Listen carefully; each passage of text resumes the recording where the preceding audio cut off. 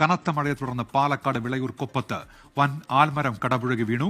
150-ലേറെ വർഷത്തെ പഴക്കമുള്ള ആൽമരമാണ് വീണത്. പ്രദേശത്ത് ആളുകൾ ഇല്ലാതിരുന്നതിനാൽ അപകടമൊഴിവായി. ദൃശ്യങ്ങളിലേക്ക് ആദ്യം. ശ്രീജിത്ത് ശ്രീകുമാറിനുണ്ട് പാലക്കാട് നിന്ന്. ശ്രീജിത്ത്, ഇത് എപ്പോഴാണ് ഈ മരം കടപുഴകി വീണത്? എന്തൊക്കെയാണ് വിവരങ്ങൾ ശ്രീജിത്ത്? ഇന്ന് രാവിലെ മുതൽ പാലക്കാട് ജില്ലയുടെ വിവിധ മേഖലകളിൽ ശക്തമായ മഴ പെയ്യുകയാണ്. അങ്ങനെ ഇന്ന് വൈകിട്ടോടു കൂടിയാണ് ഈ മരം കടപുഴകി വീണതെന്നാണ് നമ്മൾ മനസ്സിലാക്കുന്നത്.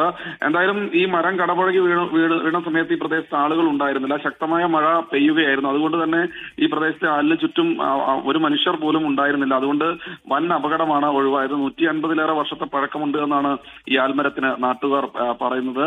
എന്തായാലും വലിയ അപകടം ഒഴിവായി. പാലക്കാട് ജില്ലയുടെ എല്ലാ മേഖലകളിലും ശക്തമായ മഴ ഇപ്പോഴും പെയ്തുകൊണ്ടിരിക്കുകയാണ്. അത് അട്ടപ്പാടി ആയിക്കോട്ടെ, നെല്ലിയാമ്പതി ആയിക്കോട്ടെ, മലയോര മേഖലകളിലേക്കുള്ള യാത്രകൾ കഴിവതും ഒഴിവാക്കണമെന്ന് ഇതിനകം തന്നെ ജില്ലാ ഭരണകൂടം അറിയിച്ചു കഴിഞ്ഞു. വെള്ളച്ചാട്ടങ്ങൾ, പുഴയുടെ തീരങ്ങൾ എന്നിവിടങ്ങളിലേക്ക്